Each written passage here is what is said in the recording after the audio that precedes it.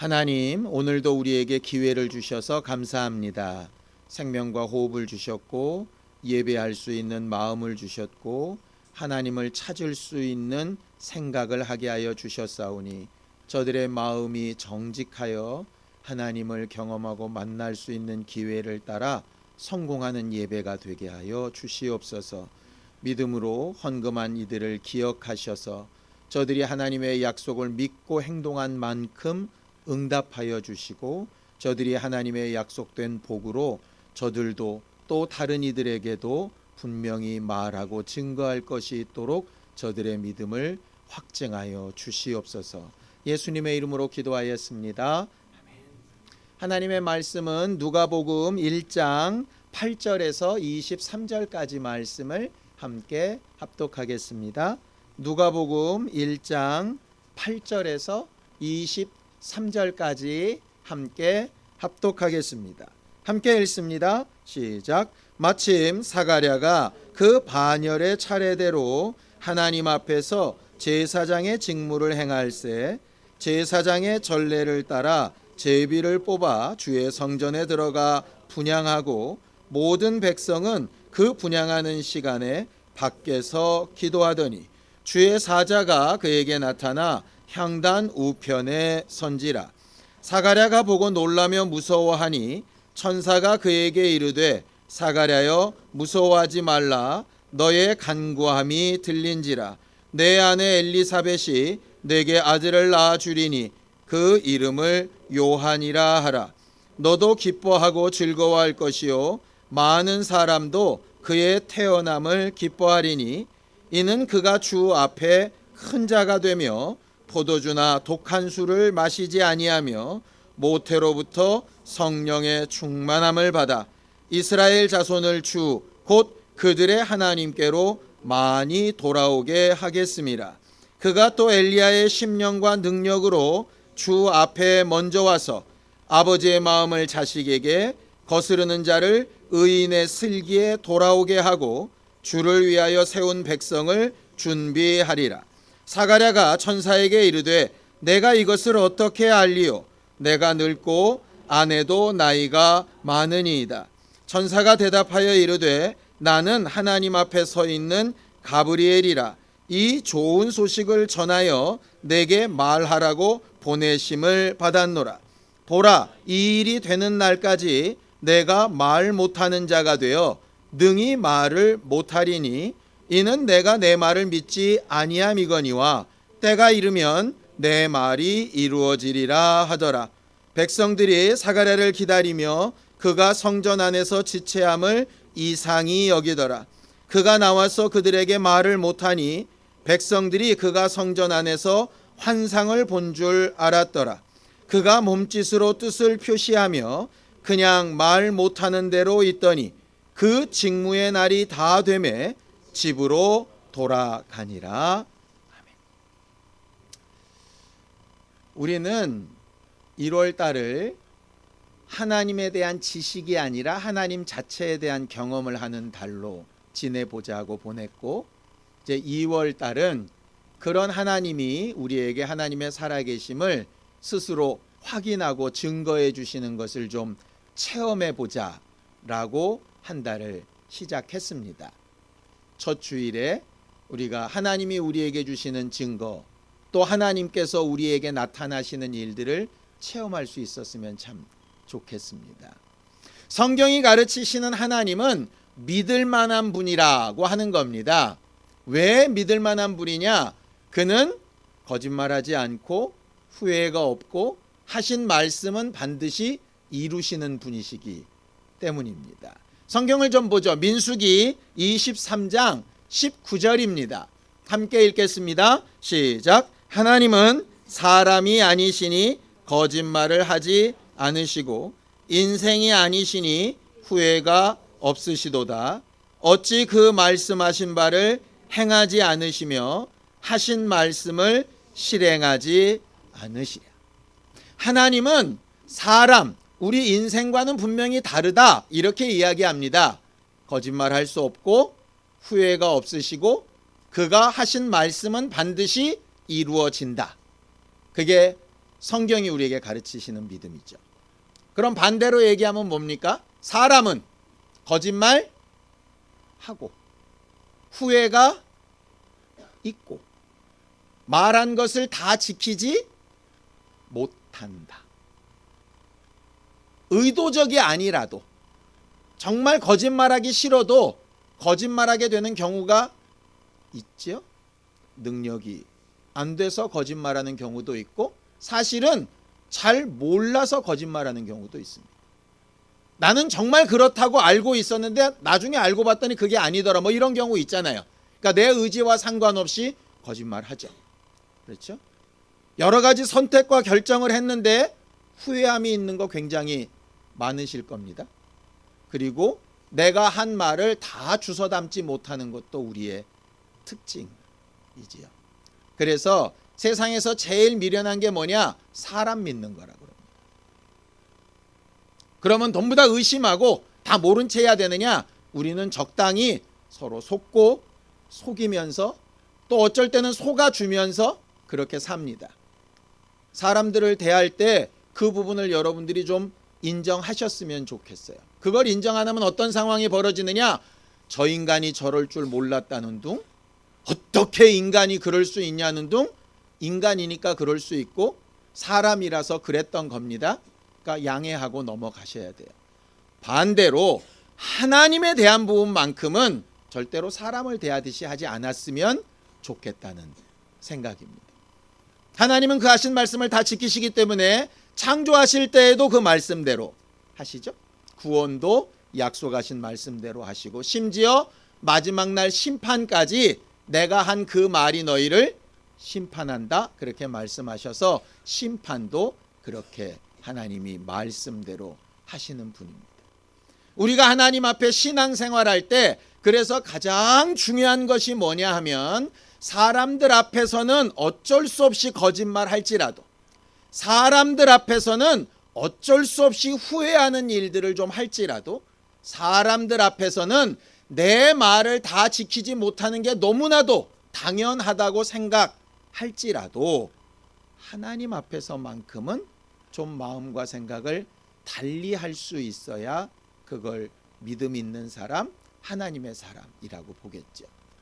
여러분들 성경은 구원에 대해서 이야기하는 책입니다. 구원을 어떻게 받느냐라고 물으면 우리는 대부분 이렇게 얘기할 겁니다. 예수 믿어서 구원을 받고 예수께서 십자가에 우리를 대신하여 죽고 우리의 죄를 씻어주셔서 구원을 받는다라고 우리가 이렇게 알고 있죠. 그런데 성경은 또 이렇게 얘기합니다. 자, 시편 7편 10절입니다. 함께 읽겠습니다. 시작. 나의 방패는 마음이 정직한 자를 구원하시는 하나님께 있도다. 거긴 하나님이 구원하시는데 누구를 구원하신다고요? 마음이 정직한 자. 적어도 하나님 앞에서만큼은 정직한 사람이란 뜻입니다. 왜 정직한 사람을 구원하실까요? 정직하면 뭐가 될까요? 회개가 됩니다. 정직하지 않으면 정말 죄송하게도 회개가 안 돼요. 이런 겁니다. 누가 내게 잘못했다고 가르쳐 줍니다. 정직하면 아 맞다 내가 잘못했다 미안하다 이런 회개가 되잖아요. 그런데 대부분 사람들이 이런 반응을 보이죠. 맞다 내가 잘못했다 근데 나만 그랬냐? 이러면 그건 회개가 안 돼요. 정직한 건 남이 그랬건 말건 나는 어떠냐가 되게 중요하거든요. 아니면 이런 겁니다. 맞다 내가 그랬다. 그런데 그때 상황이 그때 환경이 그 시대에는 이래가면서 막 합리화를 시키죠. 더 나가면 이렇습니다. 난 안 그러고 싶었는데 걔가 먼저 그래서 뭐 보통 이렇게 얘기합니다. 그럴 경우에 안 되는 게 회개예요. 회개가 안 되면 죄가 여전히 있고요. 죄가 여전히 있으면 구원과는 상관이 없습니다. 우리들이 이 부분에서 굉장히 많은 착각을 하는 거예요. 물론 예수께서 우리의 모든 죄를 다 용서하시고 우리를 구원하기 원하십니다. 그런데 언제냐? 우리가 정직하여서 회개할 때를 얘기하는 거죠. 이 말을 하면 저한테 또 물으실 겁니다. 넌 그렇게 정직하냐? 저는 그렇게 정직하지 못합니다. 왜냐? 제가 여기 서서 제 정직한 속마음을 적나라하게 여러분들 앞에 다 드러내면은요, 여러분들 중에 시험 들 사람이 무지무지하게 많습니다. 제 안에도 미운 마음도 있고 섭섭한 마음도 있고 속상한 것도 있고 또 외식하는 것도 있고 아닌데 그런 척 하는 것도 되게 많겠죠? 근데 그런 걸 여러분들 앞에 제가 적나라하게 다 드러내면 여러분들 진짜 시험 들고 신앙생활 못할 겁니다. 아까 말씀드린 대로 사람을 대할 때, 그럴 때에는 모든 걸 다 정직하게 얘기하는 게 사실 되게 쉽지 않습니다. 정직하게 살아보자고 아무리 외쳐도 그렇게 사는 사람도 없고요. 그렇게 살아지지도 않습니다. 그러나 최소한 사람들 앞에는 좀 그럴듯해 보이고 사람들 앞에는 좀 가리는 게 있어도 저는 최소한 여러분들이 하나님 앞에서만큼은 정직했으면 좋겠어요. 성경을 좀 볼까요? 전도서 7장 29절입니다. 세상에 존재했던 사람 중에 가장 지혜로웠다라고 얘기하는 솔로몬이 그 말년에 이렇게 얘기를 합니다. 함께 읽죠. 시작. 내가 깨달은 것은 오직 이것이라 곧 하나님은 사람을 정직하게 지으셨으나 사람이 많은 꾀들을 낸 것이니라. 이 세상 살아가면서 사람들은 꾀를 지혜라는 말로 바꿔 부릅니다. 그러나 적어도 하나님 앞에서만큼은 꾀는 지혜가 아닙니다. 꾀는 죄일 뿐이에요. 사람들 앞에 여러분들의 속마음이나 과거의 수치스러운 부분을 다 드러내십시오. 이렇게는 제가 말씀 안 드리겠습니다. 감추십시오. 굳이 다 말할 필요 없습니다. 그러나 하나님 앞에서만큼은 적어도 여러분들의 적나라한 모습을 좀 잘 드러낼 수 있었으면 좋겠습니다.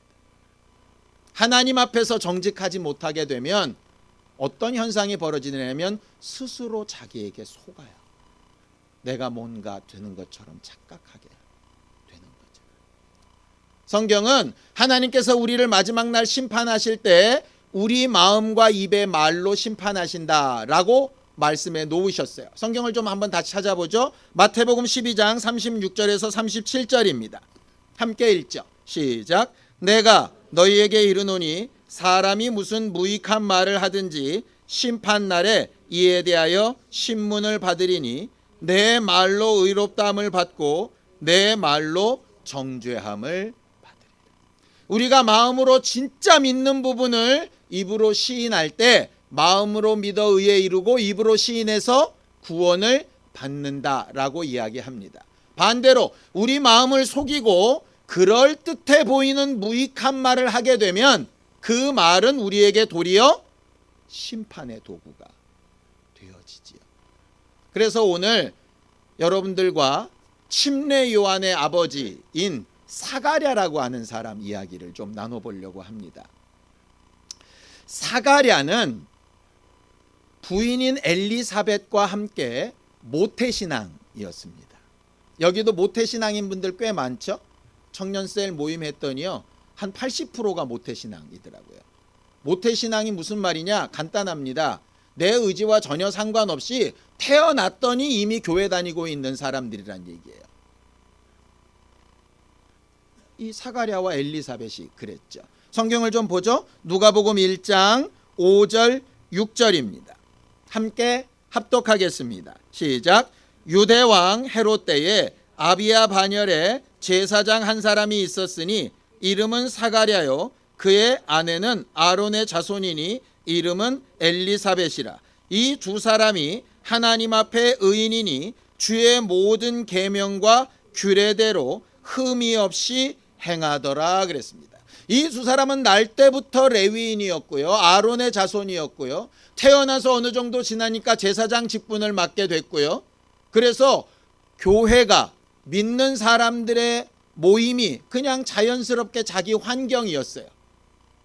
어렸을 때부터 율법대로 살고 하나님의 법칙대로 행동하는 일에 익숙했던 사람입니다.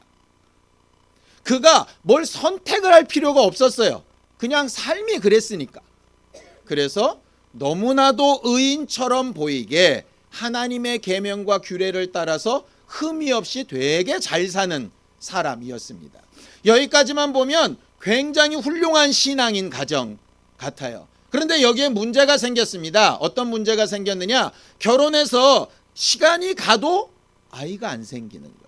사실은 나이가 몇 살이었는가는 정확하게 나와져 있지 않습니다. 그런데 적어도 나이 들어서 늙어서 아이 낳을 수 있는 가능성이 점점 줄어들었다는 얘기는 최소한 50은 넘고 60에 가깝다는 얘기가 되는 거죠. 제사장으로서 부담감이 점점 생기기 시작하는 겁니다. 제가 간혹 이런 얘기를 할 때가 있습니다. 간혹 이렇게 길가 다니다 보면 대나무 장대에 빨간색, 하얀색 이렇게 깃발 달린 집들 혹시 보신 적 있으신가요? 그거 뭐 하는 집인지 아십니까? 네, 점집입니다. 점집. 네. 그런데 저는 이런 생각이 들었어요. 저런 점집이 굉장히 훌륭한 강남 맨 위 꼭대기 막 이런 집에 저런 장대가 달려 있으면 사람들이 많이 가겠다. 아니면 평창동 대저택 이런 데 이렇게 장대가 달려 있으면 많이 갈 것 같아요. 왜? 점장이가 남의 운명을 잘 점치고 복을 준다는 사람이 그런 데서 잘 살아야 사람들도 그렇겠거나 이렇게 생각하지 않겠습니까? 그런데 제가 지금까지 본 깃발 달린 집들은 그런 집들이 별로 없더라고. 제가 사는 집보다도 훨씬 좀 못한 것 같더라고요. 그래서 그렇게 운명을 잘 알고 인생을 바꿀 수 있으면 자기 인생부터 먼저 좀 바꾸지. 왜 저 사람들은 저러고 있을까? 뭐 이런 생각을 간혹 농담 삼아 하거든요. 여러분들은 혹시 그런 생각 안 해보셨나요? 전 그런 생각 되게 많이 했어요. 그렇게 운명을 잘 알면 자기 운명부터 먼저 좀 해야 되지 않을까? 똑같은 얘기죠. 제사장이 믿음에 대해서 얘기하고 자손의 축복에 대해서 얘기하고 하나님 앞에 기도하면 하나님께서 도우신다는 거에 대해서 얘기하는데 이 제사장이 아이가 없는 거예요. 사람들이 볼 때 뭐라고 생각했을까? 뭐 그런 경우 있지 않습니까? 능력 많다 그러고 기도하면 응답 많이 받는다 그러고 그러는데 목사 애들은 사고 치죠. 막 이러면 여러분들 뭐라고 생각하시겠어요? 당연히 그렇게 생각할 수 있잖아요. 결과적으로 이 사가랴나 엘리사벳도 그런 부담감과 어려움이 있었던 거죠. 그가 설교할 때 아브라함 얘기했을까요? 안 했을까요? 했겠죠. 이삭 얘기했을까요? 안 했을까요? 했을 거예요. 왜냐? 이스라엘의 믿음의 조상 그러면 아주 공식처럼 나오는 말이 아브라함과 이삭과 야곱의 하나님이에요. 근데 아브라함 나이 100세 아이 낳았죠. 이삭은 60세 아이를 낳았습니다. 에서와 야곱을. 그러니 믿음의 조상 둘이 다 나이 먹어서 아이를 낳은 거예요. 그러니 그런 설교도 했을 테고 나중에 천사의 말을 들으니까 그런 기도도 계속 사가랴는 한 거죠. 아이가 있게 해달라. 자, 그렇게 자기가 말씀을 전하기도 하고 또 그 말씀을 의지해서 기도도 했습니다. 그런데 환경이 변화되지 않고 체험은 없는 거예요. 성경은 읽고 율법대로 살기도 하고 제사도 드리고 예배도 하고 하는 건 다 하는데 하나님을 분명하게 체험한 경험이 없는 거예요. 그러던 어느 날 제비 뽑아서 담당이 돼가지고 예배를 인도하러 들어갔는데 거기서 딱 천사를 처음 만나게 된 거죠. 만나고 그토록 듣고 싶었던 응답이라고 하는 걸 듣게 됩니다. 자, 1장 12절 13절입니다. 함께 읽습니다. 시작. 사가랴가 보고 놀라며 무서워하니 천사가 그에게 이르되 사가랴여 무서워하지 말라. 너의 간구함이 들린지라. 내 아내 엘리사벳이 내게 아들을 낳아 주리니 그 이름을 요한이라 하라고 이렇게 말을 합니다. 자, 처음으로 천사도 보고 내가 글로만 읽었던 하나님이 실제로 영적 존재로 존재해서 내가 만나게 되었구나. 놀랍기도 하고 두렵기도 하고. 그런데 평상시 그렇게 기도했던 자식이 있을 거라는 말도 응답으로 들었습니다. 여러분들 같으면 뭐라고 답을 하시겠습니까? 제가 여러분들한테 얘기합니다. 여러분들이 소원하고 기도하는 제목대로 다 이루어지길 바랍니다. 뭐라고 얘기하실래요? 아멘 하겠죠. 오늘 저녁에 반드시 응답 있습니다. 뭐 할렐루야 하겠죠. 그게 우리의 보통 기본적인 믿음의 행실이잖아요. 제가 간혹 목사가 그런 의심을 하면 안 되는데요. 그런 의심이 될 때가 있어요. 어느 부분을 위해서 이렇게 기도해 줄 때 말입니다. 하나님 이 집사님을 도우시고 앞날을 도우시고 병이 있으면 낫게 하시고 막 기도를 합니다. 그런데 기도 끝난 다음에 그 집사님들이 보내는 이 반응이 다 똑같아요. 뭐로 끝날까요? 제가 기도 끝나고 나면 아멘. 그렇게 되기를 원합니다. 아멘 합니다. 그런데 그 아멘에 두 가지 종류가 있어요. 기도 끝났습니다. 아멘이 있고요. 진짜 내가 그렇게 되기를 믿습니다라는 아멘이 있어요. 근데 그게요, 느껴지는 거예요. 느껴질 때가 있어요. 기도하는데 이 사람은 정말 내가 하는 이 기도를 믿음으로 받고 있구나 라고 느껴질 때가 있어요. 어쩔 때는 그냥 목사가 그렇게 기도했으니 아멘이라고 해줘야 되겠다 라고 하는 경우가 있는 거죠. 첫 번째는 믿음이고요. 두 번째는 믿음을 가장한 겁니다. 본인이 그걸 구별할 줄 알아야 돼요. 반대의 경우도 들은 적이 있습니다. 어떤 성도는 어떤 목사님이 기도할 때는 진짜 믿음으로 이게 확 들어오는 경우가 있더래요. 어떤 경우는 기도는 해주는데 이 사람 아무 마음이 없구나 이렇게 느껴질 때가 있더래요. 뭐냐? 기도하는 사람도 믿고 기도할 때가 있고 믿지 않고 기도할 때가 있고. 우리는 그냥 좋은 말, 긍정적인 말 이걸 많이 쓰면 믿음이 있다고 착각합니다. 그런데 사실은 하나님이 우리에게 원하시는 건 정직함이에요. 사람들 앞에는 그럴듯해 보이게 말할 수 있을지 모릅니다. 그런데 적어도 하나님 앞에서는 그러면 안 돼요.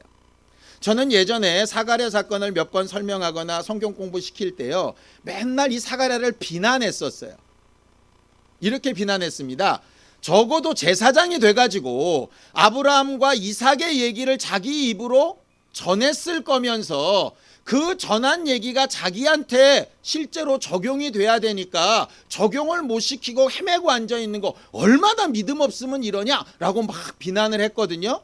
그런데 어느 순간에 그 모습에서 누가 보이냐면 제가 보이는 거예요. 제가 설교도 하고 집사님들한테 믿어야 된다고 얘기도 하는데 정작 그렇게 말하고 있는 나는 안 믿고 있는 경우들이 있더라고요. 근데 한 번도 저는 사가랴처럼 정직하게 고백은 잘 못 해봤던 것 같아요. 사가랴가 얼마나 정직한지 압니까? 그 다음 절을 보면 됩니다. 18절입니다. 누가복음 1장 18절. 천사를 통해서 네 기도가 응답될 거란 얘기를 듣자마자 이렇게 얘기를 하죠. 시작. 사가랴가 천사에게 이르되 내가 이것을 어떻게 알리오? 내가 늙고 아내도 나이가 많으니. 여기 알리오라고 하는 말은 그런 일이 어떻게 나에게 있을 수 있겠습니까? 이 말이에요. 경험할 수 없을 것 같습니다. 왜? 나도 늙었고 내 아내도 늙었으니.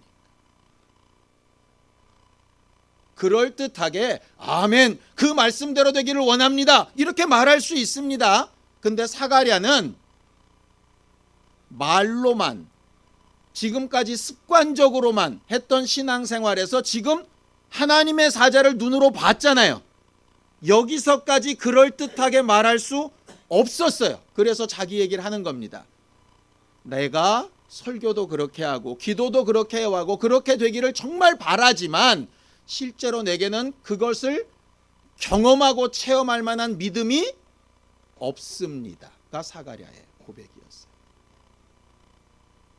이 똑같은 고백을요 누가 하느냐 하면 간질병 들린 아들을 데려온 아버지가 합니다. 여러분들 기억나실지 모르겠네요. 예수님이 3명의 제자들을 데리고 변화산이라는 산에 올라가 있었을 당시에 예수님이 안 계신 틈에 한 아버지가 아들을 데리고 옵니다. 아들이 간질에 걸려서 물에도 불에도 넘어지면서 계속 생명의 위협을 받아요. 그 아버지는 이 아들 고치는 게 세상의 소망이에요. 그런데 어디서 들었는데 예수라는 사람을 만나면 고칠 수 있대요. 그의 제자들도 귀신 쫓고 병 고치고 막 이렇게 하면서 능력을 나타낸대요. 거기 가면 뭐가 되겠지라고 이렇게 왔어요. 기대를 가지고 소망을 가지고 왔는데 제자들이 고쳐주지를 못하는 거예요. 밤이 새고 예수가 내려오셨을 때 예수를 봤는데 저 예수나 그 제자나 뭐가 다르랴? 근데 속상한 거예요.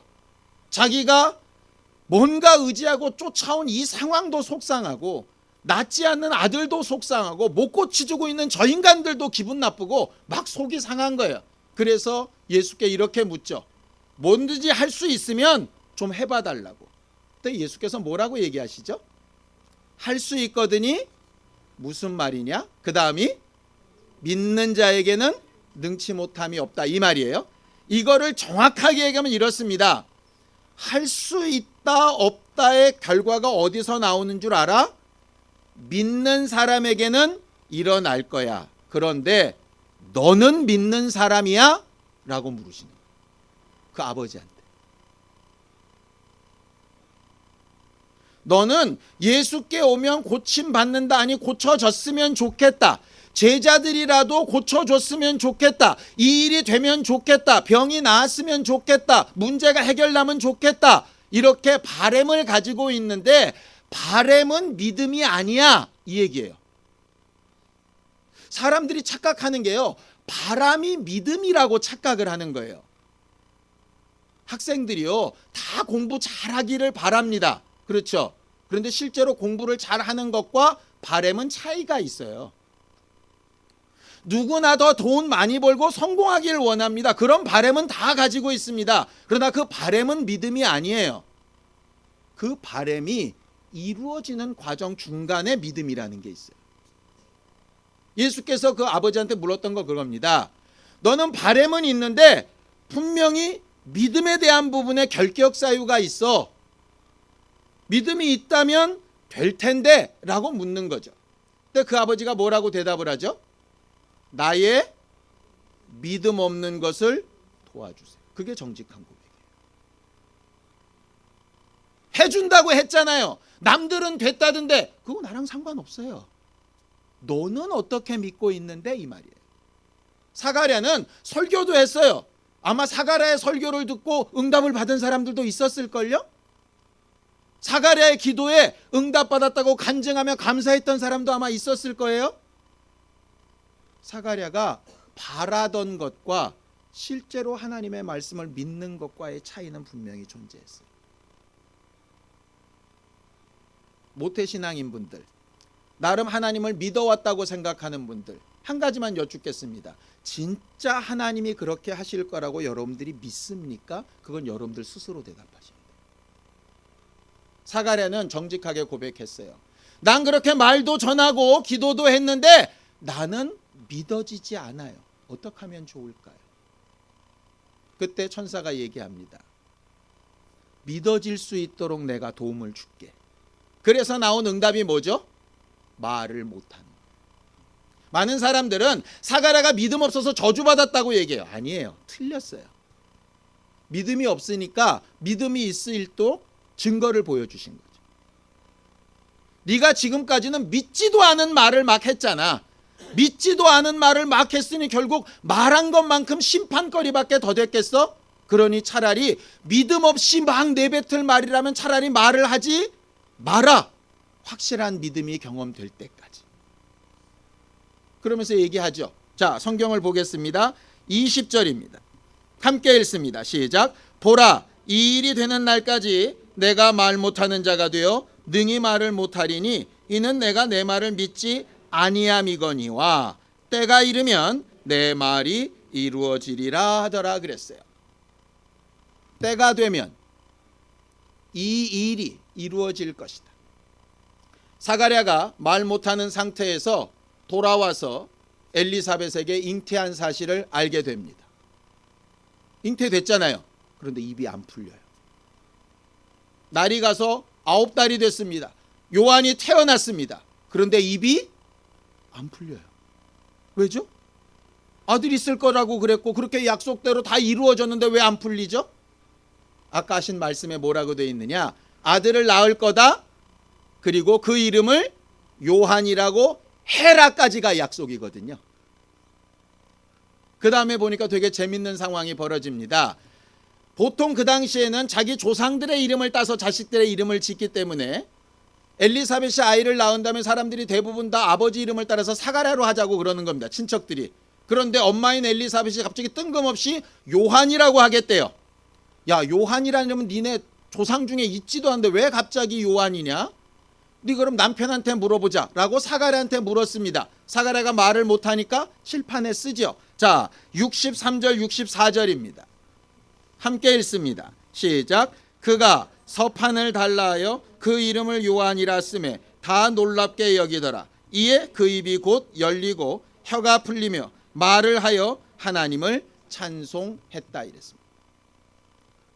우리가 흔히 하는 것, 너에게 아들이 있을 것이고 이름을 요한이라고 해라. 아멘, 할렐루야, 하나님을 찬송하더라. 이게 정상적인 상황이잖아요. 근데 보이지 않는 중간 과정이 있다는 거죠. 안 믿어지는 부분을 의심해서 고백하고 하나님께서 가르쳐 주시는 것을 체험하고 체험하는 그 날을 9달 이상 유지하고 결정적인 순간에 말씀하신 대로 내가 요한이라고 이름 짓는 일에 순종하고 했더니 그 다음에 나오는 것이 정말 하나님은 약속대로 지키시는 분이시군요. 인정하고 찬송하고. 근데 우리는 대부분 어딜 건너뛰느냐? 믿음 없음을 고백하고 건너뛰고 그 말씀이 이루어지는 기간 건너뛰고 그 말씀대로 내가 순종해야 되는 건너뛰고 믿음 있는 채 하면서 들리면 바로 아멘, 잘하면 믿음 있는 사람이라고 착각을 해요. 그게 한두 번은 먹혀요. 그런데 이게 계속 중첩되다 보면 스스로 자괴감에 빠지는 거죠. 내가 진짜 믿음 있는 사람인지 아닌지 헷갈리기 시작하는 거예요. 어려서는 하라 그러니까 다 했죠. 율동도 하고 요절도 외우고 다 했습니다. 그러면서 되게 믿음이 좋다고 자기 스스로 착각을 했어요. 근데 그 뒤로 계속 의심을 확인해보고 증거를 받아보고 그걸 위해서 수고해보고 기도해보고 알아보려고 하고 애써보고 하지 않으면 마치 공부는 엄청 잘하고 싶은데 책은 안 보고 학원은 안 다니고 복습이나 예습도 안 하고 자기 스스로 틀린 문제를 돌아보지도 않고 그냥 때 되면 언젠가 잘 되겠지 바라는 사람과 똑같아지는 거예요. 그러면서 옛날을 추억하죠. 예전에 어느 땐가 나는 믿음이 되게 좋았는데. 왜 그런지 아세요? 확인을 안 해봐서 그래요. 사가랴는 분명히 이 사건 이후로 달라진 제사장이 됐을 거예요. 아마 메시지는 똑같았을 수 있죠. 기도도 똑같았을 수 있어요. 그런데 자기가 체험한 분명한 사실 때문에 좀 더 힘있게 좀 더 분명히 의심하고 힘들어하는 자들에게 이렇게 나처럼 해보면 어떨까 권유할 수 있는 사람이 됐을 거예요. 그 이전까지는 의심하는 사람한테 나도 그래 이렇게 차마 말을 못해서 그냥 믿으라고 막 이렇게 억압했다면 증거를 받아본 사람은 제대로 말할 수 있는 거죠. 사가랴의 사건을 여러분들이 좀 마음속에 두시기를 바라요. 지금까지 해왔던 믿음이 다 틀렸다는 얘기 아닙니다.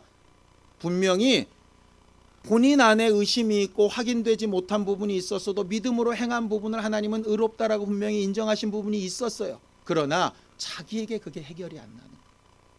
다른 사람들은 그 모습을 보면서 분명히 변화되고 좋은 결과를 얻었었어요. 근데 자기한테 해결이 안 나는 거예요. 성경은 얘기하죠. 남을 다 구원해놓고 네가 하나님 앞에 구원 못 받으면 그게 무슨 의미가 있느냐 얘기하시죠. 똑같은 얘기. 지금까지 잘 믿어왔어도 너무 감사한 일입니다. 혹 지금 의심이 되고 어려운 일이 있어도 뭐 그럴 수 있습니다. 그거 되게 잘못된 거나 이상한 거 아닙니다. 뭐가 잘못되고 이상한 거냐? 그런 의심이 있음에도 해결해 보려고 하지 않는 게 이상한 겁니다. 알아보려고 하지 않는 게 이상한 겁니다. 세상 일은 뭔가 해결해 보려고 그렇게 애쓰면서 하나님은 경외해 보려고 하는 일은 전혀 하지 않는 그게 이상한 겁니다. 그저 그럴듯하게 사람들 보이기 좋게 믿음의 말 몇 마디 하면서 되게 신앙인인 채 하는 게 잘못된 거예요. 그냥 정직하면 하나님 앞에 자기의 부족함을 아뢰 수 있다면 그렇다면 우리는 하나님의 도우심을 얻을 수 있어요. 그냥 성도들과 함께 신앙생활은 지금처럼 그냥 하십시오. 갑자기 또 막 커밍아웃을 하거나 그래가지고 사람들 막 놀래키고 그러면 어렵습니다. 그러나 하나님 앞에 기도하는 시간만큼은 반드시 정직하게 새롭게 도전해 보든가 회복을 해 보시던가 시작해 보셨으면 좋겠어요. 사가랴가 천사의 말에 정말 내 적나라한 믿음 없는 모습을 보이고 증거를 얻었던 것처럼 이번 한 달이 그렇게 우리가 하나님 앞에 믿음의 증거를 얻어볼 수 있는 기회가 됐으면 참 좋겠습니다. 함께 같이 기도하겠습니다. 하나님, 오늘도 우리에게 믿음을 고백할 수 있는 기회를 주셨으니 정직한 심령으로 하나님 앞에 늘 나아가서 우리의 연약한 부분을 고백하고 도움을 얻고 하나님의 살아계신 것과 우리를 돕고 계신 것을 확실히 체험할 수 있는 기회를 얻도록 우리 모두와 함께하여 주시옵소서. 예수님의 이름으로 기도하였습니다. 이제는 우리 주 예수 그리스도의 은혜와 하나님 아버지의 극진하신 사랑과 성령님의 감동하시고 함께하시는 분명한 증거가 하나님께서 우리에게 주신 믿음대로 입의 말을 삶의 그대로 순종하며 증거받기를 원하는 우리 모두 위에 이제부터 영원까지 함께 있을지어다. 아멘.